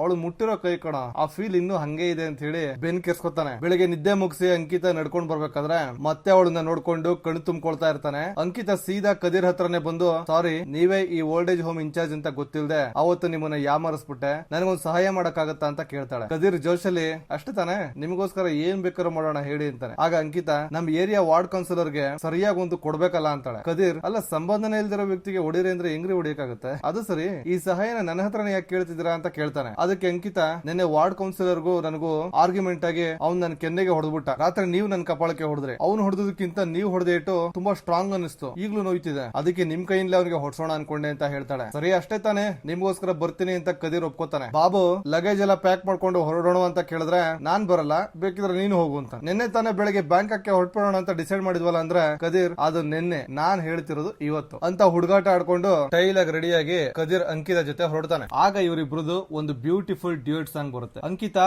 ಆ ವಾರ್ಡ್ ಕೌನ್ಸಿಲರ್ ಆಫೀಸ್ಗೆ ಕರ್ಕೊಂಡು ಹೋದ್ರೆ ಎದುರುಕೊಂಡೆ ಅವನಿಗೆ ಹೊಡೆದು ಅಲ್ಲಿಂದ ಓಡ್ಬಿಡ್ತಾನೆ. ಇಲ್ಲಿಂದ ಆಚೆಗೆ ಓಲ್ಡ್ ಏಜ್ ಹೋಮ್ ಅಲ್ಲಿ ಇವರಿಬ್ರದ್ದು ಲವ್ ಸ್ಟೋರಿ ಸ್ಟಾರ್ಟ್ ಆಗುತ್ತೆ. ಕದಿರೇಸನ್ ಅವ್ನ ಪ್ರೀತಿನ ವ್ಯಕ್ತಪಡಿಸಿರಲ್ಲ, ಅಂಕಿತಾಗೂ ಇವನನ್ನು ಕಂಡ್ರೆ ಇಷ್ಟ ಇರುತ್ತೆ, ಆದ್ರೆ ಹೇಳ್ಕೊಂಡಿರಲ್ಲ. ಹಾಗೆ ಇಬ್ರು ಮಧ್ಯೆ ಕಾಂಬಿನೇಷನ್ ವರ್ಕೌಟ್ ಆಗ್ತಾ ಇರುತ್ತೆ. ಇಲ್ಲಿ ಜೀವನಂದಂ ಹೆಸರಲ್ಲಿ ಕದಿರೇಸನ್ ಲವ್ ಸ್ಟೋರಿ ಡೆವಲಪ್ ಆಗ್ತಿದ್ರೆ, ನಿಜವಾದ ಜೀವನಂದಂ ಪೊಲೀಸರ ಕಸ್ಟಡಿಯಲ್ಲಿ ಹಾಸ್ಪಿಟಲ್ ಸೇರಿರ್ತಾನೆ. ಅನೆಸ್ಥೇಷಿಯಾ ಇಂದ ಪ್ರಜ್ಞೆ ಬಂದಾಗ ಇವನ್ ಮೇಲೆ ಫೈರಿಂಗ್ ಆಗಿದ್ದು, ಇವನ್ ತರನೇ ಒಬ್ಬ ಬಂದು ಕಾಪಾಡಿದ್ದು ಎಲ್ಲ ಮಂಪರ್ ಆಗಿ ನೆನಪಾಗುತ್ತೆ. ಬೆಡ್ ಇಂದ ಎದ್ದೇಳೋಣ ಅಂತ ನೋಡ್ತಿದ್ರೆ ಬೇಡಿ ಹಾಕಿದ್ದಾರೆ. ತಕ್ಷಣ ಜೀವನಂದಂ, ಸರ್ ನನ್ನನ್ನು ಯಾಕೆ ಅರೆಸ್ಟ್ ಮಾಡಿದೀರಾ, ನಾನು ಎಲ್ಲಿದ್ದೀನಿ, ಇವತ್ತು ಡೇಟ್ ಎಷ್ಟು ಅಂತ ಬೋರ್ಡ್ ಅಲ್ಲಿ ನೋಡಿದ್ರೆ 28 ಜುಲೈ. ಜೀವನಂದಂಗೆ ಟೆನ್ಷನ್ ಆಗಿ, ಸರ್ ಇವತ್ತಿನ ದಿನ ನಾನು ಚೆನ್ನೈಯಲ್ಲಿ ಇರಬೇಕಿತ್ತು, ಕೋರ್ಟ್ ಗೆ ರಿಪೋರ್ಟ್ ಸಬ್ಮಿಟ್ ಮಾಡಬೇಕು, ನೀವು ಮಿಸ್ಟೇಕ್ ಮಾಡ್ಕೊಂಡಿದ್ದೀರಾ ಅಂತ ಎಷ್ಟು ಹೇಳಿದ್ರು ಯಾರು ಕೇಳಲ್ಲ. ಆಗ ನಾನ್ ನಿಮ್ಮ ಹೈಯರ್ ಅಫಿಷಿಯಲ್ಸ್ ನ ನೋಡ್ಬೇಕು, ದಯವಿಟ್ಟು ಕರ್ಸಿ ಅಂತ ರಿಕ್ವೆಸ್ಟ್ ಮಾಡ್ತಾನೆ. ಹೈಯರ್ ಆಫೀಸರ್ಸ್ ಬಂದು ಜೀವನಂದಂ ಬಾಡಿ ಮೇಲಿರೋ ಮಾರ್ಕ್ ಎಲ್ಲ ಪರಿಶೀಲಿಸಿದಾಗ ಇದು ಕದಿರೇಸನ್ ಅಲ್ಲ ಅಂತ ಗೊತ್ತಾಗುತ್ತೆ. ಆದ್ರೆ ಇವರು ಹಾಗೆಲ್ಲ ಬಿಟ್ಕೊಡೋದಕ್ಕಾಗಲ್ಲ, ಹಾಗಾಗಿ ಇವನನ್ನ ಸಪರೇಟ್ ರೂಮ್ ಮಾಡಿ ಇರಿಸಿ ಅಂತ ಹೇಳಿ ಹೋಗ್ತಾರೆ. ಕದಿರೇಸನ್ ಇಂದ ಸಿಕ್ಬಿದ್ದವನು ಪೊಲೀಸ್ನವ್ರು ಮಾತಾಡೋದನ್ನ ಕೇಳಿಸ್ಕೊಳ್ತಾನೆ. ಇವನಂತೂ ಕದಿರೇಸನ್ ಮೇಲೆ ಸೇಡ್ ತೀರ್ಸ್ಕೊಳ್ಳೋ ಅವಕಾಶಕ್ಕೋಸ್ಕರ ಕಾಯ್ತಾ ಇರ್ತಾನೆ. ಈ ಕಡೆ ಓಲ್ಡ್ ಏಜ್ ಹೋಮ್ ಗೆ ನಾವು ಇಂಗ್ಲಿಷ್ ಟಿವಿ ಚಾನೆಲ್ಸ್ ಇಂದ ನ್ಯೂಸ್ ರಿಪೋರ್ಟರ್ಸ್ ಬಂದಿದೀವಿ ಅಂತ ಇಬ್ರು ಹುಡುಗಿರು ಜೀವನಂದಂ ಕೇಳ್ಕೊಂಡು ಇಂಟರ್ವ್ಯೂ ಮಾಡ್ತೀವಿ ಅಂತ ಬರ್ತಾರೆ. ಕದಿರೇಸನ್ ಇಂಟರ್ವ್ಯೂ ಕೊಡೋದಕ್ಕೆ ಫುಲ್ ರೆಡಿಯಾಗಿ ಅವ್ರ ಜೊತೆ ಬಟ್ಲರ್ ಇಂಗ್ಲಿಷ್ ಮಾತಾಡ್ಕೊಂಡು ರೂಮ್ ಒಳಗಡೆ ಇಂಟರ್ವ್ಯೂಗೆ ಕೂರ್ತಾನೆ. ಆಗ ಈ ರಿಪೋರ್ಟರ್ಸ್ ನೀವೆಲ್ಲರೂ ಹೊರಗಡೆ ಇರಿ ಅಂತ ಹೇಳಿ ಎಲ್ಲರನ್ನು ಆಚೆ ಕಳಿಸಿ ಈಗ ಮೈಕ್ ಹಿಡಿದು ಇಂಟರ್ವ್ಯೂ ಶುರು ಮಾಡ್ತಾರೆ. ಅದಕ್ಕೆ ಆನ್ಸರ್ ಕೊಡೋದಕ್ಕೆ ಜೀವನಂದಂ ಕೈಯಲ್ಲಿರೋ ಕನ್ನಡಿನ ಪಕ್ಕದಲ್ಲಿ ಇಟ್ಟು ನಮಸ್ಕಾರ ಹೇಳಿ ಶುರು ಮಾಡ್ತಾನೆ. ಆಗ ಕನ್ನಡಿ ಕೆಳಗಡೆ ಬಿದ್ದೋಯ್ತು ಅಂತ ಎತ್ಕೊಳ್ಳೋಕೆ ಬಗ್ಗಿದ್ರೆ ಆ ರಿಪೋರ್ಟರ್ ಮೈಕ್ ಇಂದ ಕತ್ತಿ ತೆಗೆದು ಕೊಲೆ ಪ್ರಯತ್ನ ಮಾಡ್ತಾಳೆ. ಕದಿರೇಸನ್ ಗೆ ಶಾಕ್ ಆಗಿ ಇಲ್ಲೇನ್ ನಡೀತಿದೆ ಅಂತ ಅಂದ್ಕೊಳ್ಳೋ ಅಷ್ಟ್ರಲ್ಲೇ ಇನ್ನೊಬ್ಳು ರಿಪೋರ್ಟರ್ ಕೂಡ ಅಟ್ಯಾಕ್ ಮಾಡ್ತಾಳೆ. ಇವರಿಬ್ರು ಅಟ್ಯಾಕ್ ಯಾವ ಲೆವೆಲ್ ಗೆ ಇರುತ್ತೆ ಅಂದ್ರೆ ಪಕ್ಕ ಮಾರ್ಷಲ್ ಆರ್ಟ್ಸ್ ಪ್ರೊಫೆಷನಲ್ಸ್ ತರ ಕದಿರೇಸನ್ ನ ಕಾಲಲ್ಲೇ ಸೋಫಾ ಸೆಟ್ ಮೇಲೆ ಬಿಸಾಕ್ಬಿಡ್ತಾರೆ. ಈಗ ಇವರಿಬ್ರು ಮೇಲೂ ಕದೀರ್ ಕೌಂಟರ್ ಅಟ್ಯಾಕ್ ಮಾಡಕ್ಕೆ ಶುರು ಮಾಡ್ತಾನೆ. ಇಬ್ರು ಚೆನ್ನಾಗಿ ಹೊಡೆದು ಎದುರಿಸಿ ಅಲ್ಲಿಂದ ಓಡಿಸ್ತಾನೆ. ಕದೀರ್ ಡೋರ್ ತೆಗೆದಾಗ ಅವನು ಸುಸ್ತಾಗಿರೋದು ನೋಡಿ ಬಾಬು ಇಲ್ಲೇನೋ ಬೇರೆ ನಡೆದಿದೆ ಅನ್ಕೊಂಡು ಒಳಗಡೆ ಬಂದು ನೋಡಿದ್ರೆ ಅಲ್ಲಿ ಕತ್ತಿ, ಸೋಫಾ ಹರಿದಿರೋದು, ಕಿಟಕಿ ಗ್ಲಾಸ್ ಹೊಡೆದಿರೋದನ್ನ ನೋಡಿ ಅವರಿಬ್ರು ಜೀವನಂದಂ ಮೇಲೆ ಅಟ್ಯಾಕ್ ಮಾಡೋಕೆ ಬಂದಿದ್ರು ಅಂತ ಗೊತ್ತಾಗುತ್ತೆ. ಮಾರನೇ ದಿನ ಕದೀರ್ ಓಲ್ಡ್ ಏಜ್ ಹೋಮ್ ಗೆ ತರಕಾರಿ ತಗೊಳಕ್ಕೆ ಮಾರ್ಕೆಟ್ ಗೆ ಬಂದಿರ್ತಾನೆ. ಆಗ ಒಂದು 4-5 ಗುಂಡಗಳು, ಅಣ್ಣ ಏನಣ್ಣ shoes jeans pant full getup change ಮಾಡ್ಬಿಟ್ಟಿದೀರಾ ಅಂತ ಮಾತಾಡ್ಸ್ಕೊಂಡು ಅವ್ನ್ ಬೆನ್ನಿಗೆ ಗನ್ ಪಾಯಿಂಟ್ ಇಟ್ಟು ಇಲ್ಲಿ ಏನು ಸೀನ್ ಕ್ರಿಯೇಟ್ ಮಾಡದೆ ಸುಮ್ನೆ ಬಾಣ ಅಂತ ಹೇಳಿ ಒಂದು ದೊಡ್ಡ ಕಾರ್ಪೊರೇಟ್ ಕಂಪನಿ ಬಿಲ್ಡಿಂಗ್ ಗೆ ಕರ್ಕೊಂಡು ಹೋಗ್ತಾರೆ. ಈ ಗೂಂಡಗಳಿಗೆ ಜೀವನಂದಂನ ಕರ್ಕೊಂಡು ಬನ್ನಿ ಅಂತ ಕಳಿಸಿರೋದು ಇದೇ ಶಿರಾಗ್. ಶಿರಾಗ್ ಕದೀರ್ಗೆ ನಾನು 3 ವರ್ಷದಿಂದ ಕಾದು ಸಾಕಾಗಿದೆ, ಸಾರಿ ಈ ಸಲ ನಿನಗೆ ಬೇರೆ ಆಪ್ಷನ್ ಇಲ್ಲ ಅಂತ ಹೇಳಿ ಅವರ ಓಲ್ಡ್ ಏಜ್ ಹೋಮ್ ಗೆ ಲೈವ್ ವಿಡಿಯೋ ಕಾಲ್ ಮಾಡಿಸಿ, ನೋಡು ನಿನ್ನ ಓಲ್ಡ್ ಏಜ್ ಹೋಮ್ ಅಲ್ಲಿ ಅವ್ರಿಗೆಲ್ಲ ಶೇವ್ ಮಾಡ್ತಿರೋದು ನಮ್ ಕಡೆಯವ್ರೆ, ಕತ್ತಿನ ಎಲ್ಲಿ ಇಟ್ಟಿದ್ದಾರೆ ಅಂತ ಸ್ವಲ್ಪ ನೋಡು, ಒಂದೇ ಸಲ ಅಷ್ಟು ಜನರ ಕುತ್ತಿಗೆನ ಕೂಯಿಸ್ಬಿಡ್ತೀನಿ ನೋಡ್ತೀಯಾ ಅಂತ ಹೆದರಿಸಿದಾಗ ಕದೀರ್ ಹೇ ಸ್ವಲ್ಪ ಇರೋ ಅಂತ ಹತ್ರ ಬಂದು ಏನ್ ಬೇಕು ನಿನ್ಗೆ ಅಂತ ಕೇಳ್ತಾನೆ. ಆಗ ಶಿರಾಗ್ ಫಸ್ಟ್ ಟೈಮ್ ಜೀವನಂದಂ ನನಗೆ ಏನ್ ಬೇಕು ಅಂತ ಕೇಳ್ತಿದ್ದಾನೆ, ವೆರಿ ಗುಡ್, ನೀನ್ ತುಂಬಾ ಬದಲಾಗಿದ್ಯಾ, ಈ ಓಲ್ಡ್ ಏಜ್ ಹೋಮ್ ನ 10 ಜನರ ಸಿಗ್ನೇಚರ್ ತಗೊಂಡು ಹೋಗಿ ಆ ಲ್ಯಾಂಡ್ ಮೇಲೆ ಹಾಕಿರೋ ಕೇಸ್ ನ ವಾಪಸ್ ತಗೋಬೇಕು, ನಾನ್ ಕೊಡೋ 25 ಕೋಟಿ ತಗೊಂಡು ನೀನು ಇಡೀ ಇಂಡಿಯಾನ ಬಿಟ್ಟು ಹೋಗ್ಬಿಡ್ಬೇಕು ಅಂತ ಹೇಳ್ತಾನೆ. ಇದನ್ನ ಕೇಳಿ ಅಂತೂ ಕದಿರೇಸನ್ಗೆ 25 ಕೋಟಿನ ಅಂತ ಆಶ್ಚರ್ಯ ಆಗುತ್ತೆ. ತಕ್ಷಣ ಹಣ ಯಾವಾಗ ಸಿಗುತ್ತೆ ಅಂತ ಕೇಳ್ತಾನೆ. ಶಿರಾಗ್ ನಾನು ಡಾಕ್ಯುಮೆಂಟ್ಸ್ ರೆಡಿ ಮಾಡಿ ಕೊಟ್ಟು ಕಳಿಸ್ತೀನಿ, ಸಿಗ್ನೇಚರ್ ತಗೊಂಡ ಮೇಲೆ 20 ಕೋಟಿ ಕೊಡ್ತೀನಿ, ಈಗ 5 ಕೋಟಿ ಅಡ್ವಾನ್ಸ್ ತಗೋ ಅಂತ ಕೊಟ್ಟು ಕೇಸ್ ವಿತ್ ಡ್ರಾ ಮಾಡಿದ್ಮೇಲೆ ಫುಲ್ ಸೆಟಲ್ಮೆಂಟ್ ಮಾಡ್ತೀನಿ ಅಂತ ಹೇಳ್ತಾನೆ. ಕದೀರ್ ಮೊದಲು ದುಡ್ಡು ಇಸ್ಕೊಂಡು ಇನ್ ಮುಂದೆ ಈ ರೀತಿ ಹುಡುಗರನ್ನೆಲ್ಲ ಕಳಿಸ್ಬೇಡಿ, ಅದರಲ್ಲೂ ಪಾಪ ವಯಸ್ಸಾದವ್ರ ಪ್ರಾಣದ ಜೊತೆ ಆಟ ಆಡೋದು ಇವೆಲ್ಲ ಬೇಡ, ಯಾಕಂದ್ರೆ ಇಲ್ಲಿ ಯಾರಾದ್ರೂ ಒಬ್ರಿಗೆ ಏನಾದ್ರು ಆಯ್ತು ಅಂದ್ರು ನಿಮ್ಮನ್ ಕೊಲ್ಲೋದನ್ನ ಯಾರಿಂದೂ ತಡೆಯೋದಕ್ಕಾಗಲ್ಲ ಅಂತ ಸಾಫ್ಟ್ ಆಗಿ ವಾರ್ನಿಂಗ್ ಕೊಟ್ಟು ಅಲ್ಲಿಂದ ಹೋಗ್ತಾರೆ. ಕೋಲ್ಕತ್ತಾ ಜೈಲಲ್ಲಿ ಒಬ್ಬ ಕಾನ್ಸ್ಟೇಬಲ್ ಜೀವನಂದಂ ಕಷ್ಟ ಅರ್ಥ ಮಾಡ್ಕೊಂಡು ಹೈಯರ್ ಆಫೀಸರ್ಸ್ ಇಲ್ಲೇ ಇರೋ ಟೈಮ್ ಅಲ್ಲಿ ಅವನಿಗೆ ಕಾಲ್ ಮಾಡೋದಕ್ಕೆ ಮೊಬೈಲ್ ಕೊಡ್ತಾನೆ. ಜೀವನಂದಂ ಓಲ್ಡ್ ಏಜ್ ಹೋಮ್ ಗೆ ಕಾಲ್ ಮಾಡಿ ನಾನು ಜೀವನಂದಂ ಮಾತಾಡ್ತಿದ್ದೀನಿ ಅಂದ್ರೆ ಆ ತಾತ ಎಲ್ಲಾ ತರಕಾರಿ ಬಂದಿದೆ ಜೀವನಂದು, ಆದ್ರೆ ಈರುಳ್ಳಿ, ಶಾವಿಗೆ ಮತ್ತೆ ಬೀನ್ಸ್ ಬೇಕಾಗಿತ್ತು, ನಾಳೆ ತಗೋಬಹುದು ಬಿಡು ಅಂತಾರೆ. ಆಗ ಜೀವನಂದಂಗೆ ನನ್ ಜಾಗದಲ್ಲಿ ಕದಿರೇಸನ್ ಸೇರ್ಕೊಂಡಿದ್ದಾನೆ ಅಂತ ಅರ್ಥ ಆಗುತ್ತೆ. ಇಲ್ಲಿ ಕದಿರೇಸನ್ ಬಾಬುಗೆ 5 ಕೋಟಿ ದುಡ್ಡು ತೋರಿಸಿ ನಾಳೆ ಓಲ್ಡ್ ಏಜ್ ಹೋಮ್ ನ 10 ಜನರ ಕೈಲಿ ಸಿಗ್ನೇಚರ್ ಹಾಕಿಸ್ಬಿಟ್ರೆ ಇನ್ನು 20 ಕೋಟಿ ಬರುತ್ತೆ ಅಂತ ಹೇಳ್ತಾನೆ. ಆಗ Babu Kadir case with draw ಮಾಡೋದಕ್ಕೆ ಇಷ್ಟೊಂದು ಹಣ ಕೊಡ್ತಿದ್ದಾರೆ ಅಂದ್ರೆ ಇಲ್ಲಿ ಏನೋ ದೊಡ್ಡ ವಿಷಯನೇ ಇದೆ, ಈ ವಯಸ್ಸಾದವರು ಪಾಪದವ್ರ ತರ ಕಾಣಿಸ್ತಾರೆ, ನಮ್ಗೆ ಈ 5 ಕೋಟಿ ಅಡ್ವಾನ್ಸ್ ಸಾಕು, ಮೊದಲು ನಾವ್ ಇಲ್ಲಿಂದ ಹೋಗ್ಬಿಡೋಣ ಅಂತಾನೆ. ಆದ್ರೆ ಕದೀರ್ ಏನಾಗಲ್ಲ ಬಿಡು, ಆ ವಯಸ್ಸಾದವ್ರಿಗೆಲ್ಲ ತಲೆಗೆ 10 ಲಕ್ಷ ಕೊಟ್ಟು ಅವ್ರವರ ಊರಿಗೆ ಕಳಿಸ್ಬಿಡ್ತೀನಿ ಅಂತ ಹೇಳ್ತಿರುವಾಗಲೇ ಕದೀರ್ಗೆ ಕಾಲ್ ಬರುತ್ತೆ. ಒಬ್ಬ ತಾತ ಜೀವ ನಿನಗೋಸ್ಕರ ಕಾಯ್ತಿದೀವಿ ಬೇಗ ಬಾ ಅಂತಾರೆ. ಕದೀರ್ ಎಲ್ಲಿಗೆ ಅಂತ ಕೇಳಿದಾಗ ಮರ್ತ್ಬಿಟ್ಟಿದ್ಯಾ, ಆಗಸ್ಟ್ 4 ಲಯನ್ಸ್ ಕ್ಲಬ್ ಇಂದ ನಿನಗೆ ಸನ್ಮಾನ ಇಟ್ಕೊಂಡಿದ್ರಲ್ಲ ಅಂತ ಹೇಳ್ತಾರೆ. ಆಗ ಕದೀರ್ ಅಯ್ಯೋ ಸನ್ಮಾನ ಎಲ್ಲ ಯಾಕೆ, ನೀವೇ ಹೋಗಿ ಮುಗಿಸ್ಕೊಂಡ್ ಬನ್ನಿ ಅಂತಾನೆ. ಆಗ ತಾತ ಅದ್ ಹೇಗಾಗುತ್ತೆ, ಸನ್ಮಾನ ಮಾಡಿ 4 ಲಕ್ಷ ರೂಪಾಯಿ ಚೆಕ್ ಕೂಡ ಕೊಡ್ತಿದ್ದಾರೆ, ಅದನ್ನ ನಿನ್ ಕೈಯಿಂದ ಇಸ್ಕೊಂಡ್ರೆ ತಾನೇ ಚೆನ್ನಾಗಿರುತ್ತೆ ಅಂತ ಹೇಳಿದಾಗ, ಓ ಸನ್ಮಾನ ಜೊತೆ 4 ಲಕ್ಷ ಚೆಕ್ ಬೇರೆ ಕೊಡ್ತಾರಂತೆ, ಬ್ಯಾಂಕಾಕ್ ಅಲ್ಲಿ ಟಿಪ್ಸ್ ಗೆ ಯೂಸ್ ಆಗುತ್ತೆ ಅಂತ ಹೇಳಿ ಹೋಗ್ತಾನೆ. ಅಲ್ಲಿ ನೋಡಿದ್ರೆ ಆಡಿಟೋರಿಯಂ ದಾರಿಲಿ ಜೀವನಂದಂ ಕಟ್ಔಟ್ ಎಲ್ಲ ಹಾಕಿರ್ತಾರೆ. ಕದಿರೇಸನ್ನ ತುಂಬಾ ಪ್ರೀತಿ ಗೌರವದಿಂದ ಸ್ವಾಗತಿಸ್ತಾರೆ. ಕದಿರೇಸನ್ ಫುಲ್ ಬಿಲ್ಡಪ್ ಅಲ್ಲಿ ಹೋಗ್ತಾನೆ. ಈಗ ಆಡಿಟೋರಿಯಂ ಅಲ್ಲಿ ಜೀವನಂದಂ ಬಗ್ಗೆ ಒಂದು ವಿಟಿ ಪ್ಲೇ ಮಾಡ್ತಾರೆ. ತಿರುವೆಲ್ನಲ್ಲಿಯಲ್ಲಿ ತನ್ನೊತ್ತು ಅಂತ ಒಂದು ಪುಟ್ಟ ಗ್ರಾಮ. ಆ ಗ್ರಾಮದಲ್ಲಿ ನೀರಿಗೆ ತುಂಬಾ ಅಭಾವ. ವ್ಯವಸಾಯ ಮಾಡಿ ಬೆಳೆಯೋದಿರ್ಲಿ, ಒಂದು ಪಕ್ಷಿ ಒಂದು ಹನಿ ಕುಡಿಯೋಕು ನೀರಿಲ್ಲ. ಈ ಗ್ರಾಮಕ್ಕೆ ಸೇರಿದವರೇ ಈ ಜೀವನಂದಂ. ವಯಸ್ಸು 37. ಹೈಡ್ರಾಲಜಿಲಿ ಮಾಸ್ಟರ್ಸ್ ಮಾಡಿದ್ದಾರೆ ಅಂತ ಫ್ಲಾಶ್ ಬ್ಯಾಕ್ ಕಥೆನ ಶುರು ಮಾಡ್ತಾರೆ. ತನ್ನೊತ್ತು ಗ್ರಾಮದಲ್ಲಿ ಗ್ರಾಮಸ್ಥರೆಲ್ಲ ಸೇರಿ ತಮ್ಮ ಜಮೀನುಗಳನ್ನ ಕಾರ್ಪೊರೇಟ್ ಕಂಪನಿಗಳಿಗೆ ಮಾರೋದ್ರ ಬಗ್ಗೆ ಚರ್ಚೆ ಮಾಡ್ತಿರ್ತಾರೆ. ಆಗ ಆ ಊರಿಂದ ಒಂದು ಹುಡುಗಿನ ಮದುವೆ ಆಗಿರೋ ಅಳಿಯ ಒಬ್ಬ, ನಿಮ್ ಊರಿನ ನೀತಿ ನಿಯಮ ಕಟ್ಟುಪಾಡುಗಳು ಏನಿದೆಯೋ ನಮ್ಗೆ ಗೊತ್ತಿಲ್ಲ, ನಾವು ಈ ಊರಿಂದ ಹೆಣ್ಣು ತಂದಿರೋರು, ಮದುವೆಗೆ ಮುಂಚೆ ಇಲ್ಲಿನ ಜಮೀನನ್ನ ವರದಕ್ಷಿಣೆಯಾಗಿ ಕೊಡ್ತೀವಿ ಅಂತ ನಮ್ಮ ಮಾವ ಮಾತು ಕೊಟ್ಟಿದ್ದಾರೆ. ಹಾಗಾಗಿ ಈ ಭೂಮಿನ ಮಾರೋದು ಬಿಡೋದು ನಮ್ಮಿಷ್ಟ, ನಿಮ್ಗೆ ಅದ್ರ ಮೇಲೆ ಹಕ್ಕಿಲ್ಲ, ಆದ್ರೆ ನನ್ನ ಹೆಂಡತಿ ಇದಕ್ಕೆ ಒಪ್ಕೊಳ್ತಾನೆ ಇಲ್ಲ ಅಂತ ಹೇಳ್ತಾನೆ. ಅದಕ್ಕೆ ಒಬ್ಬ ತಾತ, ಈಗಾಗಲೇ ಕಾರ್ಪೊರೇಟ್ ಕಂಪನಿಗಳು ನಮ್ ಸುತ್ತಮುತ್ತ 200 ಹಳ್ಳಿಗಳನ್ನ ಕಬ್ಜಾ ಮಾಡ್ಕೊಂಡು ಕಾರ್ಖಾನೆ ಕಟ್ಟಿ ಹಾಳು ಮಾಡಿವೆ, ನಮಗೂ ಈ ಜಮೀನುಗಳನ್ನ ಮಾರೋದ್ರಲ್ಲಿ ಏನ್ ಅಭ್ಯಂತರ ಇಲ್ಲ, ಹೇಗಿದ್ರು ಅವರು ಹಣ ಕೊಡ್ತಾರೆ, ನಿಮ್ಗೆ ಯಾರೋ ಈ ವಿಷಯದಲ್ಲಿ ಪ್ರಚೋದನೆ ಕೊಟ್ಟಿದ್ದಾರೆ ಅಂತ ಹೇಳ್ತಾರೆ. ಆಗ ಜೀವನಂದಂ, ಅಯ್ಯ ಈ ಭೂಮಿ 20 ವರ್ಷಗಳ ಹಿಂದೆ ಫಲವತ್ತಾದ ವ್ಯವಸಾಯದ ಭೂಮಿ, ಈ ಹಳ್ಳಿಗೆ ತನ್ನೊತ್ತು ಅಂತ ಹೆಸರು ಬಂದಿದ್ದೆ ಈ ಕಾರಣಕ್ಕೆ. ದಶಕಗಳಿಂದ ಈ ಭೂಮಿ ಅಂಡರ್ ಗ್ರೌಂಡ್ ಅಲ್ಲಿ ದೊಡ್ಡ ಮಟ್ಟದ ಜಲ ಸಂಪನ್ಮೂಲನೆ ಹರಿತಿದೆ. ನಾನು ಒಬ್ಬ ಹೈಡ್ರಾಲಜಿಸ್ಟ್, ನಮ್ಮ ಹಳ್ಳಿ ಭೂಮಿನ ತುಂಬಾ ಸ್ಟಡಿ ಮಾಡಿದ್ದೀನಿ. ಈ ಜಲ ಸಂಪನ್ಮೂಲದ ಮೂಲ ಎಕ್ಸಾಕ್ಟ್ ಎಲ್ಲಿದೆ ಅಂತ ಗೊತ್ತಾಗ್ಬಿಟ್ರೆ ನಾವು ನಮ್ಮ ತಿರುನೆಲ್ವೇಲಿ ಜಿಲ್ಲೆ ಮಾತ್ರ ಅಲ್ಲ, ಪಕ್ಕದ ಟುಟಿಕೋರಿನ್ ಜಿಲ್ಲೆಗಳಿಗೂ ನಮ್ಮೂರಿಂದನೇ ನೀರ್ ಸಪ್ಲೈ ಮಾಡಬಹುದು ಅಂತ ಹೇಳ್ತಾನೆ. ಆಗ ಒಬ್ಬ ಗ್ರಾಮಸ್ಥ, ನೀನ್ ಇದನ್ನೇ 6 ತಿಂಗಳಿಂದ ಹೇಳ್ತಾನೆ ಇದೆಯಾ ಅಂತಾನೆ. ಆಗ ಜೀವನಂದಂ ಪ್ರೊಫೆಸರ್ ಈ ಗ್ರಾಮದ ಸ್ಯಾಟಲೈಟ್ ಪಿಕ್ಚರ್ ನ ತೋರಿಸಿ, ಇಲ್ಲಿ ಬೆಳ್ಳಗೆ ಕಾಣ್ತಿರೋದೆಲ್ಲ ಭೂಮಿ ಒಳಗಡೆ ಇರೋ ಅಂತರ್ಜಲ ಅಂತ ಎಕ್ಸ್ಪ್ಲೇನ್ ಮಾಡ್ತಾರೆ. ಆಗ ಜೀವನಂದಂ, ಇದೆಲ್ಲ ಗೊತ್ತಿರೋದಕ್ಕೇನೆ ಕಾರ್ಪೊರೇಟ್ ಕಂಪನಿಗಳು ನಮ್ಮ ಊರನ್ನ ಟಾರ್ಗೆಟ್ ಮಾಡಿದ್ದಾರೆ, ನನಗೆ ಸ್ವಲ್ಪ ಸಮಯ ಕೊಡಿ, ಅಂಡರ್ ಗ್ರೌಂಡ್ ಅಲ್ಲಿರೋ ಅಂತರ್ಜಲನ ಕಂಡು ಹಿಡಿತೀನಿ ಅಂತ ಹೇಳ್ತಾನೆ. ಆಗ ಒಬ್ಬ ಗ್ರಾಮಸ್ಥ, ಧಾರಾಳವಾಗಿ 15 ದಿನ ಟೈಮ್ ತಗೊಳ್ಳಿ, ಅಲ್ಲಿವರೆಗೂ ನಮ್ಮ ಹೆಂಡತಿಯರೆಲ್ಲ ಅವ್ರ ತವರ ಮನೇಲೆ ಉಳ್ಕೊಳ್ಳಿ, 15 ದಿವಸದಲ್ಲಿ ಅಂತರ್ಜಲನ ಪತ್ತೆ ಹಚ್ಚಲಿಲ್ಲ ಅಂದ್ರೆ ಭೂಮಿ ಮಾರ್ಕೊಳ್ಳೋದಕ್ಕೆ ಯಾರು ಅಡ್ಡಿ ಮಾಡೋ ಹಾಗಿಲ್ಲ ಅಂತ ಹೇಳಿ ಎದ್ದು ಹೋಗ್ಬಿಡ್ತಾರೆ. ಈಗ ಜೀವನಂದಂ ಹಗಲು ರಾತ್ರಿ ಅನ್ನೋದನ್ನು ನೋಡದೆ ಕಷ್ಟಪಟ್ಟು ಅಂತರ್ಜಲ ಪತ್ತೆ ಹಚ್ಚೋ ಕೆಲಸ ಶುರು ಮಾಡ್ತಾನೆ. ಆ ಭೂಮಿಲಿ ಮೂಲೆ ಮೂಲೆನು ಪರಿಶೀಲನೆ ಮಾಡಿ ಕೊನೆಗೂ ಅಂತರ್ಜಲದ ಎಳೆಗಳನ್ನ ಪತ್ತೆ ಹಚ್ಚೇ ಬಿಡ್ತಾನೆ. ಆಗ ಜೀವನಂದಂಗೆ ಆಗೋ ಖುಷಿ ಅಷ್ಟಿಷ್ಟಲ್ಲ. ಆ ಅಂತರ್ಜಲ ಹರಿಯೋ ಸೌಂಡ್ ನ ಅವನ ಕುಟುಂಬಕ್ಕೆ, ಗ್ರಾಮಸ್ಥರಿಗೆ ಹೆಡ್ಸೆಟ್ ಹಾಕಿ ಕೇಳಿಸಿದಾಗ ಎಲ್ರು ಎಷ್ಟು ಸಂಭ್ರಮಿಸ್ತಾರೆ ಅಂದ್ರೆ ಅವ್ರ ಸಂತೋಷಕ್ಕೆ ಎಲೆನೇ ಇರಲ್ಲ. ಯಾವ ಪಾಯಿಂಟ್ ಅಲ್ಲಿ ನೀರಿನ ಎಳೆಗಳು ಸಿಗುತ್ತೋ ಅದನ್ನ ಮಾರ್ಕ್ ಮಾಡಿ ಭೂಮಿ ಯಾರ ಹೆಸರಲ್ಲಿದೆ ಅನ್ನೋದನ್ನ ನೋಟ್ ಡೌನ್ ಮಾಡ್ಕೊಡ್ತಿರ್ತಾರೆ. ಇವರಲ್ಲಿ ಜಲಸಂಪನ್ಮೂಲ ಸಿಗೋ ಲ್ಯಾಂಡ್ ಯಾರ ಹೆಸರಲ್ಲಿದೆ ಅಂತ ಪತ್ತೆ ಹಚ್ಚಿ ನೋಟ್ ಡೌನ್ ಮಾಡ್ಕೊತಿದ್ರೆ ಆ ಓನರ್ಸ್ ಹೆಸರನ್ನೆಲ್ಲ ಈ ಪ್ರೊಫೆಸರ್ ಆ ಕಂಪನಿ ಅವರಿಗೆ ಮೆಸೇಜ್ ಟೈಪ್ ಮಾಡಿ ಕಳಿಸ್ತಿರ್ತಾನೆ. ಈ ಪ್ರೊಫೆಸರ್ ಹೆಸರನ್ನ ಕಳಿಸ್ದಂಗೆಲ್ಲ ಕಾರ್ಪೊರೇಟ್ ಕಂಪನಿ ಕಡೆ ಗೂಂಡಗಳು ಆ ಲ್ಯಾಂಡ್ ಓನರ್ ಗಳ ಮನೆಗೆ ನುಗ್ಗಿ ಎಲ್ಲೇ ಇದ್ರು ಪತ್ತೆ ಹಚ್ಚಿ ಕೊಂದು ಹಾಕ್ತಿರ್ತಾರೆ. ಮಾರನೇ ದಿವಸ ಸತ್ತವರ ಮಣ್ಣು, ಇದನ್ನೆಲ್ಲ ಯಾರು ಮಾಡಿದ್ದಾರೆ, ಯಾಕೆ ಮಾಡಿದ್ದಾರೆ ಅನ್ನೋದೇ ಯಾರಿಗೂ ಗೊತ್ತಿಲ್ಲ. ಜೀವಾನಂದಂ ಶವದ ಮುಂದೆ ಕುಳಿತಿದ್ದಾಗ ನಿನ್ನೆ ಅಂತರ್ಜಲ ಪತ್ತೆ ಹಚ್ಚಿದ ಜಮೀನುಗಳಿಗೆ ಮುಳುತಂತಿ ಕಟ್ಟಿ ಬಂದೋಬಸ್ತ್ ಮಾಡಿ ಆಗಲೇ ಬೋರ್ ಕೊರೆಯೋಕೆ ಶುರು ಮಾಡಿದ್ದಾರೆ. ಇದನ್ನ ಒಬ್ಬ ಜೀವಾನಂದಂಗೆ ಓಡ್ ಬಂದು ಹೇಳಿದಾಗ ಜೀವಾನಂದಂ ಊರ್ ಜನರನ್ನೆಲ್ಲ ಒಟ್ಟಿಗೆ ಸೇರಿಸಿ ಅಲ್ಲಿಗೆ ಕರ್ಕೊಂಡು ಹೋಗ್ತಾನೆ. ಅಲ್ಲಿನ ಮ್ಯಾನೇಜರ್, ನೀವು ಒಳಗಡೆ ಬರೋ ಹಾಗಿಲ್ಲ ಅಂತ ತಡಿತಾನೆ. ಜೀವಾನಂದಂ, ಯಾರ್ ಸರ್ ನೀವೆಲ್ಲ, ಇದು ನಮಗೆ ಸೇರಿದ ಲ್ಯಾಂಡ್, ನೀವು ಹೇಗೆ ಇದರಲ್ಲಿ ಕೆಲಸ ಮಾಡ್ತಿದ್ದೀರಾ, ಮೊದಲಿದನ್ನ ನಿಲ್ಸಿ ಅಂತ ಕೇಳಿದ್ರೆ, ಈ ಲ್ಯಾಂಡ್ 3 ತಿಂಗಳು ಹಿಂದೆನೆ ನಮ್ಮ ಕಂಪನಿ ಹೆಸರಿಗೆ ಆಗೋಗಿದೆ ಅಂತ ಹೇಳಿ ಅದರ ಜೆರಾಕ್ಸ್ ಕಾಪೀಸ್ ನ ತಂದು ಎಸಿತಾನೆ. ಆ ಡಾಕ್ಯುಮೆಂಟ್ ಕಾಪೀಸ್ ಅಲ್ಲಿ ತಂಬ್ ಇಂಪ್ರೆಷನ್ ನೋಡಿ ತಕ್ಷಣ ಸತ್ತಿರೋರ್ ಮನೆ ಹತ್ರ ಹೋಗಿ ಹೆಣದ ಮೇಲೆ ಹಾಕಿದ್ದ ಹಾರ ಬಟ್ಟೆ ಇತ್ತು ನೋಡಿದ್ರೆ ಅವ್ರ ಬೆರಳಲ್ಲಿ ಇಂಕ್ ಮಾರ್ಕ್ ಇದೆ. ತಕ್ಷಣ ಬೇರೆ ಬೇರೆ ರೈತರುಗಳ ಮನೆಗೆ ಹೋಗಿ ಯಾರ ಹೆಬ್ಬೆಟ್ಟು ನೋಡಿದ್ರು ಇಂಕ್ ಆಗಿದೆ. ಅಂದ್ರೆ ಈ ಕಾರ್ಪೊರೇಟ್ ಅವರು 3 ತಿಂಗಳು ಹಿಂದೆನೆ ಡಾಕ್ಯುಮೆಂಟ್ಸ್ ರೆಡಿ ಮಾಡಿ ನಿನ್ನೆ ಯಾವ ಲ್ಯಾಂಡ್ ಅಲ್ಲಿ ನೀರಿನ ಸಂಪನ್ಮೂಲ ಇದೆ ಅಂತ ಗೊತ್ತಾಯ್ತೋ ತಕ್ಷಣ ಆ ಭೂಮಿಗೆ ಸಂಬಂಧಪಟ್ಟ ರೈತರನ್ನ ಕೊಂದು ಆ ಡಾಕ್ಯುಮೆಂಟ್ಸ್ ಗೆ ಬೆರಳೊತ್ತಿಸ್ಕೊಂಡಿದ್ದಾರೆ. ಜೀವಾನಂದಂ ಅಂತೂ ಇದನ್ನ ನೋಡಿ ತತ್ತರಿಸಿ ಹೋಗ್ತಾನೆ. ಏನ್ ಮಾಡ್ಬೇಕು ಅಂತ ಗೊತ್ತಾಗದೆ ಬಿಕ್ಕಿ ಬಿಕ್ಕಿ ಹೇಳ್ತಾನೆ. ಆಗ ಒಬ್ಬ ರೈತ ಬಂದು ಆ ಪ್ರೊಫೆಸರ್ ಮತ್ತು ಅವನ ಜೊತೆ ಇದ್ದ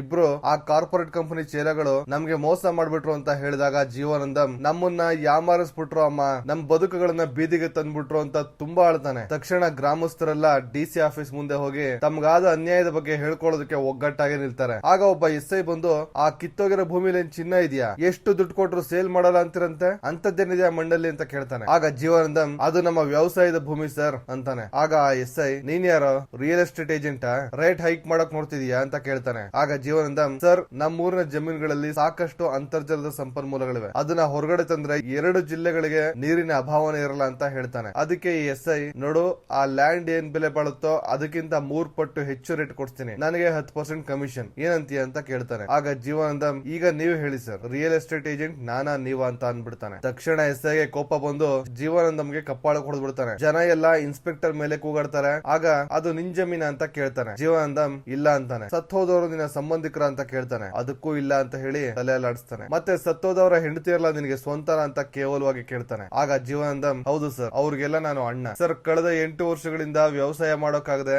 ಮಕ್ಕಳು ಹಸ್ಕೊಂಡ್ ಮಲಗೋ ಸನ್ನಿವೇಶ ಬಂದಿದೆ, ದಯವಿಟ್ಟು ಅರ್ಥ ಮಾಡ್ಕೊಳ್ಳಿ ಸರ್ ಅಂತ ಕಳಕಳಿಯಿಂದ ಕೇಳ್ಕೊತಾನೆ. ಜೀವಾನಂದಂ ಅಷ್ಟು ಕಳಕಳಿಯಿಂದ ಕೇಳ್ಕೊಳ್ತಿದ್ರು ಇಲ್ಲಿ ಒಬ್ರು ನಿಂತ್ಕೋಬಾರದು, ಎಲ್ರು ಈಗಿಂದೀಗ್ಲೇ ಜಾಗ ಖಾಲಿ ಮಾಡಿ ಅಂತ SI ಆರ್ಡರ್ ಮಾಡ್ತಾನೆ. ಆಗ ಜೀವಾನಂದಂ ನಾವು ಹೋಗಲ್ಲ ಸರ್, ನಾವು ಕಲೆಕ್ಟರ್ ನ ಮೀಟ್ ಮಾಡ್ಲೇಬೇಕು, ಸತ್ತವರ ಬೆರಳಿಂದ ತಮ್ ಇಂಪ್ರೆಷನ್ ತಗೊಂಡಿದ್ದಾರೆ ಅಂತ ಪೋಸ್ಟ್ ಮಾರ್ಟಮ್ ರಿಪೋರ್ಟ್ ಅಲ್ಲಿ ರೆಕಾರ್ಡ್ ಆಗ್ಬೇಕು, ಮಲ್ಟಿನ್ಯಾಷನಲ್ ಕಂಪನಿ ಆಫೀಸರ್ ಅರೆಸ್ಟ್ ಆಗ್ಲೇಬೇಕು ಅಂತ ಗಟ್ಟಿ ಧ್ವನಿಲಿ ಮಾತಾಡ್ತಾನೆ. ಆಗ SI ನನಗೆ ಕೆಲಸ ಹೇಳ್ಕೊಡ್ತೀಯಾ ಅಂತ ಜೀವಾನಂದನ್ ಕತ್ತನ್ ಪಟ್ಟಿ ಹಿಡಿದು ಎಳ್ಕೊಂಡ್ ಹೋಗಿ ಜೀಪ್ ಅಲ್ಲಿ ಕೂರಿಸಿ ಜನರಿಗೆಲ್ಲ ನೋಡಿ ಯಾರು ಅವ್ನ ಮಾತನ್ನ ಕೇಳೋ ಅಗತ್ಯ ಇಲ್ಲ, ನಿಮ್ಗೆಲ್ಲ ಮಲ್ಟಿನ್ಯಾಷನಲ್ ಕಂಪನಿ ಒಳ್ಳೆ ರೇಟ್ ಅನ್ನೇ ಕೊಡುತ್ತೆ, ನಾವು ಮಲ್ಟಿನ್ಯಾಷನಲ್ ಕಂಪನಿ ವಿರುದ್ಧವಾಗಿ ಹೋಗಿ ಏನು ಮಾಡ್ಕೊಳಕ್ಕಾಗಲ್ಲ, ನಿಮ್ಮ ನಿರ್ಧಾರನ ಸಂಜೆ ತಿಳಿಸಿ, ಇಲ್ಲ ಅಂದ್ರೆ ಜೀವಾನಂದಂ ಪೊಲೀಸ್ ಕಸ್ಟಡಿಯಲ್ಲಿ ಲಾಕ್ಅಪ್ ಡೆತ್ ಮಾಡ್ಬೇಕಾಗತ್ತೆ ಅಂತ ಧಮಕಿ ಹಾಕಿ ಹೋಗ್ಬಿಡ್ತಾನೆ. ಜನ ಎಲ್ಲ ಎಷ್ಟು ತಡೆದ್ರು ಪೊಲೀಸ್ನವರು ಬಿಡಲ್ಲ, ಎಲ್ರು ಕಲೆಕ್ಟರ್ ಬಂದಾಗ ಮುತ್ತಿಗೆ ಹಾಕ್ತಾರೆ. ಆದ್ರೆ DC ನನಗೆ ಅರ್ಜೆಂಟ್ ಮೀಟಿಂಗ್ ಇದೆ ಅಂತ ಹೇಳಿ ಹೋಗ್ಬಿಡ್ತಾರೆ. ಇದನ್ನ ಒಬ್ಬ ನ್ಯೂಸ್ ಚಾನೆಲ್ ಆಂಕರ್ ರಿಪೋರ್ಟಿಂಗ್ ಮಾಡಿ ಆ ವಿಡಿಯೋ ರೆಕಾರ್ಡ್ ಅನ್ನ ಸಂಜೆ ಟಿವಿಯಲ್ಲಿ ಬರುತ್ತೆ, ನೀವು ಬೇರೆ ಬೇರೆ ನ್ಯೂಸ್ ಚಾನೆಲ್ಸ್ ಗಳಿಗೆ ಇನ್ಫಾರ್ಮ್ ಮಾಡ್ಕೋಬೇಡಿ ಅಂತ ಹೇಳ್ತಾನೆ. ರೈತರು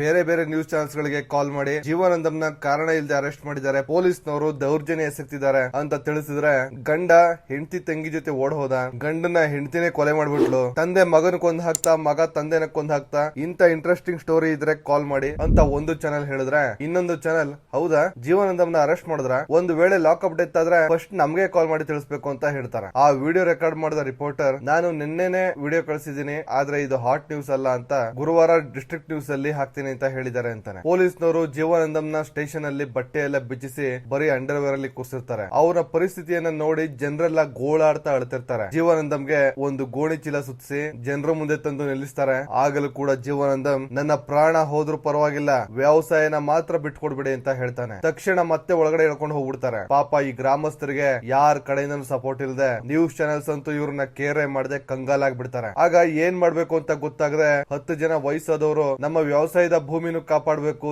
ಜೀವಾನಂದಂನು ಕಾಪಾಡ್ಬೇಕು, ಅದಕ್ಕಿರೋ ಒಂದೇ ದಾರಿ ಅಂದ್ರೆ ನಮ್ ಮೇಲೆ ಆಗ್ತಿರೋ ದೌರ್ಜನ್ಯನ ಇಡೀ ದೇಶಕ್ಕೆ ತಲುಪಿಸಬೇಕು. ಟಿವಿ ಚಾನೆಲ್ಸ್ ಪತ್ರಿಕೆ ಅವರನ್ನ ನಮ್ಮ ಊರಿಗೆ ಕರ್ಸ್ಬೇಕು ಅಂದ್ರೆ ರೈತರುಗಳಾದ ನಮಗೆ ಇರೋ ದಾರಿ ಒಂದೇ, ಅದು ಮಾಸ್ ಸೂಸೈಡ್ ಅಂತ ಡಿಸೈಡ್ ಮಾಡ್ತಾರೆ. ಒಬ್ಬ ರಿಪೋರ್ಟರ್ ನ ವಿಡಿಯೋ ಮಾಡೋಕೆ ಹೇಳಿ ಅವನು ಬೇಡ ಬೇಡ ಅಂತ ಎಷ್ಟು ಕೇಳ್ಕೊಂಡ್ರು 7 ಜನ ವಯಸ್ಸಾದವರು ನೀರಿನ ಹಳ್ಳದ ಮಧ್ಯೆ ನಿಂತ್ಕೊಂಡು ಕುಡ್ಲುನ ಕೈಲಿ ಹಿಡ್ಕೊಂಡು ಈ cool drinks multinational company stop ಆಗ್ಬೇಕು, ನಮ್ಮ ಜೀವನದಂ ಲಾಕಪ್ ಇಂದ ಬಿಡುಗಡೆ ಆಗ್ಬೇಕು, ನಮ್ಮೆಲ್ಲರ ರಕ್ತನ ಈ ನೀರಲ್ಲಿ ಬೆರೆಸ್ತೀವಿ, ಒಂದು ವೇಳೆ ಇಲ್ಲಿ ಆ ಫ್ಯಾಕ್ಟರಿ ಓಪನ್ ಆದ್ರೆ ನೀವು ಕುಡಿಯೋದು ಕೂಲ್ ಡ್ರಿಂಕ್ಸ್ ಅಲ್ಲ ರೈತರ ರಕ್ತ ಅಂತ ಹೇಳಿ ಎಲ್ಲರೂ ಒಟ್ಟಿಗೆ ಸಾಮೂಹಿಕವಾಗಿ ಕುತ್ತಿಗೆ ಕುಯ್ಕೊಂಡು ಆತ್ಮಹತ್ಯೆ ಮಾಡ್ಕೋತಾರೆ. ಆ ವಿಡಿಯೋ ನೋಡಿ ಜೀವಾನಂದಂ, ಅಂಕಿತಾ ಮತ್ತೆ ಬಾಬುಗೆ ಕರುಳು ಕಿತ್ತು ಬರುತ್ತೆ. ಈ ರೀತಿ ನ್ಯೂಸ್ ಚಾನೆಲ್ ಗಳ ಗಮನ ಸೆಳೆದು ಮೀಡಿಯಾಗೆ ಅವ್ರು ಕೇಳ್ದಂಗೆ ಸೆನ್ಸೇಷನಲ್ ನ್ಯೂಸ್ ಕೊಟ್ಟು ವಿಷಯನ ರೀಚ್ ಮಾಡ್ತಾರೆ. ಆಗ ಮದ್ರಾಸ್ ಹೈಕೋರ್ಟ್ ಇಲ್ಲಿ ಕೂಲ್ ಡ್ರಿಂಕ್ಸ್ ಫ್ಯಾಕ್ಟರಿ ಆಗ್ಬಾರ್ದು ಅಂತ ಸ್ಟೇ ತರುತ್ತೆ. ಮತ್ತೆ ಕೇಸ್ಗೆ ಸಂಬಂಧಪಟ್ಟ ಜಡ್ಜ್ ಲಕ್ಷ್ಮೀಕುಮಾರ್ನ ವಿಚಾರಣೆಗೆ ಒಳಪಡಿಸ್ತಾರೆ. ಗ್ರಾಮಸ್ಥರ ಒತ್ತಡಕ್ಕೆ ಮಣಿದು ಪೊಲೀಸ್ನವರು ಜೀವಾನಂದಂನ ಬಿಡುಗಡೆ ಮಾಡ್ಬೇಕಾಗತ್ತೆ. ಈ ವ್ಯವಸಾಯದ ಜಮೀನ್ ಕೇಸ್ಗೆ ಹೋರಾಡೋದಕ್ಕೆ ದುಡ್ಡುಗೋಸ್ಕರ ಊರಲ್ಲಿ ಯುವಕರು ಬೇರೆ ಬೇರೆ ಕಡೆ ವಲಸೆ ಹೋಗಿ ಕೆಲ್ಸಕ್ಕೆ ಸೇರ್ಕೊಳ್ತಾರೆ. ಈ ಗ್ರಾಮದ ಹೆಂಗಸರು ನಮಗೆ ನ್ಯಾಯ ಸಿಗೋವರೆಗೂ ನಮ್ಮ ಊರಿಂದ ಆಚೆ ಕಾಲಿಡೋದಿಲ್ಲ ಅಂತ ಶಪಥ ಮಾಡ್ತಾರೆ. ಈಗ ಸ್ವಂತ ಜಮೀನಲ್ಲಿ ರೈತರಾಗಿ ಕೆಲಸ ಮಾಡ್ಬೇಕಾಗಿದ್ದವರು ಬೇರೆ ಬೇರೆ ಸಿಟೀಸ್ಗೆ ಹೋಗಿ ಲೇಬರ್ ಕೆಲಸ ಮಾಡೋಕೆ ಶುರು ಮಾಡ್ತಾರೆ. ಆ ಎಲ್ಲಾ ಕೆಲಸಗಾರರು ಜೀವಾನಂದಂ ಬಗ್ಗೆ ಒಂದು ವಿಡಿಯೋ ಮಾಡಿ ಕಳಿಸಿರ್ತಾರೆ. ಅದರಲ್ಲಿ ಒಬ್ಬ ಜೀವನ, ನಾನು ಹೈದರಾಬಾದ್ ರೈಲ್ವೆ ಸ್ಟೇಷನ್ ಅಲ್ಲಿ ಕಂಪಾರ್ಟ್ಮೆಂಟ್ ಕ್ಲೀನ್ ಮಾಡ್ತಿದ್ದೀನಿ, ಈ ಕೇಸ್ ಗೆದ್ಕೊಳ್ಳೋಣ, ಊರಿಗೆ ಬಂದು ವ್ಯವಸಾಯ ಮಾಡ್ಕೊಂಡಿರ್ತೀನಿ ಅಂದ್ರೆ ಇನ್ನೊಬ್ಬ ರೈತ, ನಾನು ವೈನ್ ಶಾಪ್ ಅಲ್ಲಿ ಕೆಲಸ ಮಾಡ್ತಿದ್ದೀನಿ ಅಣ್ಣ, ಇಲ್ಲಿ ಯಾರು ನಮ್ಗೆ ಮರ್ಯಾದನೆ ಕೊಡಲ್ಲ, ನಮ್ಮನ್ನ ನಾಯಿ ತರ ನೋಡ್ತಾರೆ, ಊರಿಗೆ ಬಂದು ವ್ಯವಸಾಯ ಮಾಡ್ಕೊಂಡು ಕುಟುಂಬ ಜೊತೆ ಇರ್ಬೇಕು ಅಂತ ಆಸೆ ಆಗ್ತಿದೆ ಅಂತ ಹೇಳ್ತಾನೆ. ಮತ್ತೊಬ್ಬ, ನಾನು ಮುಂಬೈಯಲ್ಲಿ ಡ್ರೈನೇಜ್ ಕ್ಲೀನ್ ಮಾಡ್ಕೊಂಡಿದ್ದೀನಿ, ಬೇಗ ಕೇಸ್ ಗೆದ್ಬಿಡು ಜೀವಣ್ಣ, ಊರಿಗೆ ಬಂದ್ಬಿಡ್ತೀನಿ ಅಂತ ಹೇಳ್ತಾನೆ. ಈ ಕಥೆನ ಕೇಳಿ ಇವ್ರನ್ನೆಲ್ಲ ನೋಡಿ ಕದಿರೇಸನ್ಗೆ ನಾನು ಎಂತ ತಪ್ಪು ಮಾಡೋಕೆ ಹೊರಟಿದ್ದೀನಿ ಅಂತ ಮನ್ಸಿಗೆ ತುಂಬಾ ಘಾಸಿ ಆಗುತ್ತೆ. ಲಯನ್ಸ್ ಕ್ಲಬ್ ಅವರು 4 ಲಕ್ಷ ಚೆಕ್ ಅನ್ನ ಕೊಡೋಕೆ ಸ್ಟೇಜ್ ಮೇಲೆ ಕರೆದಾಗ ಕದಿರೇಸನ್ ತುಂಬಾನೇ ಗಿಲ್ಟ್ ಇಂದಾನೆ ಹೋಗ್ತಾನೆ. ಈ 4 ಲಕ್ಷ ಲಯನ್ಸ್ ಕ್ಲಬ್ ಇಂದ ಕೊಡ್ತಿರೋದಲ್ಲ, ತನ್ನೊತ್ತು ಗ್ರಾಮದ ಜನರು ಕೇಸ್ ಗೆಲ್ಲೋಕೆ ಕೂಲಿ ನಾಲಿ ಮಾಡಿ ಈ ಹಣನ ಸೇರಿಸಿದ್ದಾರೆ ಅಂತ ಹೇಳಿ ಅದ್ರ ಜೊತೆಗೆ 2400 ರೂಪಾಯಿ ಕಾಯಿನ್ಸ್ ನ ಬುತ್ತಿನೂ ಸೇರಿಸಿ ಕೊಡ್ತಾರೆ. ಸನ್ಮಾನ ಮುಗಿಸ್ಕೊಂಡು ಬಂದ ಕದಿರೇಸನ್ ಆಟೋಲಿ ಕಾರ್ಪೊರೇಟ್ ಕಂಪನಿಗೆ ಹೋಗಿ ಅವನು ತಗೊಂಡಿದ್ದ 5 ಕೋಟಿ ಹಣನ ವಾಪಸ್ ಕೊಟ್ಟು ಬರ್ತಿರ್ತಾನೆ. ಆಗ ಬಾಬುಗೆ ಎಂತ ಕೇವಲವಾದ ಕೆಲಸಕ್ಕೆ ಕೈ ಹಾಕ್ಬಿಟ್ಟಿದ್ವೋ, ಇನ್ನು ನಾನು ಇಲ್ಲಿ ಇರಬಾರ್ದು, ನಾನ್ ಜೈಲಿಗೆ ಹೋಗಿ ಅವರು ಹೊರಗಡೆ ಬರ್ಬೇಕು, ನನ್ನ ಡ್ರಾಪ್ ಮಾಡಿ ನೀನು ಹೋಗ್ಬಿಡು ಅಂತ ಹೇಳ್ತಾನೆ. ಆಗ ಬಾಬು ನಂಬರ್ಗೆ ಜೀವಾನಂದಂ ಕೇಸ್ ವಿತ್ಡ್ರಾ ಮಾಡೋಕೆ ಸಿಗ್ನೇಚರ್ ತಗೊಂಡಿಲ್ಲ ಅಂತ ಚಿರಾಗ್ ಕಡೆಯ ಗೂಂಡಗಳು ಓಲ್ಡ್ ಏಜ್ ಹೋಮ್ ಗೆ ಹೋಗಿ ಆ ವಯಸ್ಸಾದವ್ರ ಮೇಲೆ ಕೈ ಮಾಡಿದ್ದಾರೆ ಅಂತ ಕಾಲ್ ಬರುತ್ತೆ. ತಕ್ಷಣ ಕದಿರೇಸನ್ ಆಟೋ ಯೂಟರ್ನ್ ಹೊಡ್ಸಿ ಓಲ್ಡ್ ಏಜ್ ಹೋಮ್ ಗೆ ಹೋಗ್ತಾನೆ. ಆ ರೌಡಿಗಳೆಲ್ಲ ಅಲ್ಲೇ ಇರ್ತಾರೆ. ಅವ್ರಿಗೆಲ್ಲ ರಕ್ತ ಬಂದಿರೋದನ್ನ ನೋಡಿ ಯಾರಾದ್ರೂ ಡಾಕ್ಟರ್ಸ್ ಕೂಗುದ್ರ ನೋಡಿದ್ರ ಆಂಬುಲೆನ್ಸ್ ಗೆ ಹೇಳಿದ್ರ ನಡೀರಿ ಮೊದ್ಲು ಹಾಸ್ಪಿಟಲ್ ಗೆ ಹೋಗೋಣ ಅಂತ ಗಾಯ ಆದವ್ರನ್ನ ಎತ್ಬೇಕಾದ್ರೆ ಒಬ್ಬ ರೌಡಿ ಕದಿರೇಸನ್ ಹೆಗಲ ಮೇಲೆ ಕೈ ಇಡ್ತಾನೆ. ಈಗ ಇಂಟರ್ವಲ್ ಮಾಸ್ ಫೈಟ್ ಶುರು. ಕದಿರೇಸನ್ ಅವನ್ ಕೈ ಹಿಡಿದು ನುಲ್ಚಿ ಕೆಳಗಡೆ ಬೀಳಿಸಿ ನೆಲಕ್ಕೆ ಅಪ್ಪಳಿಸಿ ಅಟ್ಯಾಕ್ ಮಾಡಕ್ಕೆ ಬಂದವ್ರನ್ನೆಲ್ಲ ಹಿಗ್ಗ ಮುಗ ಹೊಡಿತಾನೆ. ಈ ಫೈಟ್ ಅಲ್ಲಿ ವಿಜಯ್ ಸ್ಟೈಲ್, ಈ ಸೀನ್ ಕಂಪೋಸಿಷನ್ ನೋಡೋದೇ ಒಂದ್ ಮಜಾ. ನೋಡಿದವ್ರಿಗೆ ಗೊತ್ತು ಈ ಸೀನ್ ಗಮ್ಮತ್. ಬಾಬು ಗಾಯಗೊಂಡವ್ರನ್ನೆಲ್ಲ ಹಾಸ್ಪಿಟಲ್ ಗೆ ಕಳ್ಸಿಕೊಡ್ತಿದ್ರೆ ಕದಿರೇಸನ್ ರೌಡಿಗಳಿಗೆ ಹುಚ್ಚು ನಾಯಿಗಳಿಗೆ ಹೊಡೆದಂಗೆ ಹೊಡೆದು ಅಲ್ಲಿಂದ ಓಡಿಸ್. ರೌಡಿಗಳೆಲ್ಲ ಓಡ್ ಹೋದ್ಮೇಲೆ ಬಾಬು ನಾವು ಈಗ ಹೊರಡೋಣ ಅಂತ ಲಗೇಜ್ ಪ್ಯಾಕ್ ಮಾಡ್ಕೊಂಡ್ ಬಂದ್ರೆ ಬ್ಯಾಗ್ ತಗೊಂಡ್ ಹೋಗಿ ಒಳಗಡೆ ಇಡು, ಇನ್ನು ಮುಂದೆ ನಾನೇ ಜೀವಾನಂದಂ, ಕೇಸ್ ಮುಗಿಯೋವರೆಗೂ ಅವರು ಒಳಗಡೆನೆ ಇರ್ಲಿ ಅಂತಾನೆ. ಆಗ ಚಿರಾಗ್ ಕಾಲ್ ಮಾಡಿ ನಮ್ಮ ಹುಡುಗರನ್ನ ಹೊಡೆದಿರ್ಬೋದು, ಮಾರ್ಕ್ ಮೈ ವರ್ಡ್, ತನ್ನೊತ್ತು ಗ್ರಾಮ ನಂದೇನೆ, ನಮ್ಮ ಫ್ಯಾಕ್ಟರಿ ವರ್ಕರ್ಸ್ ಟಾಯ್ಲೆಟ್ ನಿಮ್ಮ ಊರು, ಪ್ರಾಣದ ಮೇಲೆ ಆಸೆ ಇದ್ರೆ ಓಡ್ ಹೋಗ್ಬಿಡು, ಇಲ್ಲ ಅಂದ್ರೆ ತುಂಡು ತುಂಡಾಗಿ ಕತ್ತರಿಸ್ಬಿಡ್ತೀನಿ ಅಂತ ಧಮಕಿ ಹಾಕ್ತಾನೆ. ಆಗ ಕದಿರೇಸನ್ ಅಂತ ಸವಾಲ್ ಸ್ವೀಕರಿಸ್ತಾನೆ. ಇಲ್ಲಿಗೆ ಸಿನಿಮಾ ಇಂಟರ್ವಲ್. ಇಲ್ಲಿಂದ ಆಚೆಗೆ ನಡೆಯೋದು ಅಸಲಿ ಕತೆ. MNC ಗಳ ಕರಾಳ ಮುಖ ಓಪನ್ ಆಗೋದೆ ಇಲ್ಲಿಂದ. ಸೆಕೆಂಡ್ ಹಾಫ್ ಅಂತೂ ತುಂಬಾ ಇಂಟ್ರೆಸ್ಟಿಂಗ್ ಆಗಿದೆ, ಮಿಸ್ ಮಾಡ್ಕೊಳ್ಳದೆ ನೋಡ್ಬೇಕು ನೀವು. ಈ ವಿಡಿಯೋನ ಹಾಗೆ ಬಿಟ್ರೆ ಸೆಕೆಂಡ್ ಹಾಫ್ ವಿಡಿಯೋ ಆಟೋಮೆಟಿಕ್ ಆಗಿ ಪ್ಲೇ ಆಗುತ್ತೆ. ಇಲ್ಲ ಅಂದ್ರೆ ಎಂಡ್ ಸ್ಕ್ರೀನ್ ಮೇಲೆ ಕಾಣ್ತಿರುವ ಥಂಬ್ನೇಲ್ ಮೇಲೆ ಕ್ಲಿಕ್ ಮಾಡಿದ್ರು ವಿಡಿಯೋ ಸಿಗುತ್ತೆ. ಕಾಮೆಂಟ್ ಬಾಕ್ಸ್ ಮತ್ತೆ ಡಿಸ್ಕ್ರಿಪ್ಷನ್ ಅಲ್ಲಿ ಕೂಡ ವಿಡಿಯೋ ಲಿಂಕ್ ಹಾಕಿರ್ತೀನಿ, ಮಿಸ್ ಮಾಡದೆ ನೋಡಿ.